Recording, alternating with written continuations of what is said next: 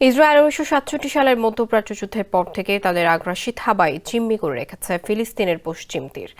২০২৩ সালের অক্টোবর থেকে গাজায় চালানো বর্বর হামলার মধ্য দিয়ে ইসরায়েল আরও বেপরোয়া হয়ে উঠেছে, যেন নিরীহ ফিলিস্তিনিদের ভূমি ছাড়া করেই তবে ক্ষান্ত হবে দেশটি।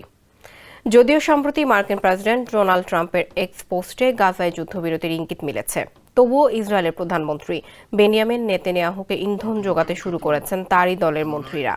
বার্তা সংস্থা আনাদোলু সূত্রে জানা যায়, নেতানিয়াহু নিজ দল লিকুদ পার্টির ১৪ জন মন্ত্রীর কাছ থেকে একটি চিঠি পেয়েছেন। সেই চিঠিতে খুব শীঘ্রই ফিলিস্তিনের পশ্চিম তীর দখলের দাবি জানানো হয়েছে। মন্ত্রীদের যুক্তি, বর্তমানে যুক্তরাষ্ট্র এবং প্রেসিডেন্ট ডোনাল্ড ট্রাম্পের কৌশলগত সমর্থন ও সহযোগিতা থাকায় এটি পশ্চিম তীর দখলের উপযুক্ত সময়। স্যান্ডেলিনা সো, রূপচর্চায় আভিজাত্য। অবশ্য ফিলিস্তিনি কর্তৃপক্ষ বরাবরই বলে আসছে যে পশ্চিম তীর একটি ভবিষ্যৎ ফিলিস্তিন রাষ্ট্রের অবিচ্ছেদ্য অংশ।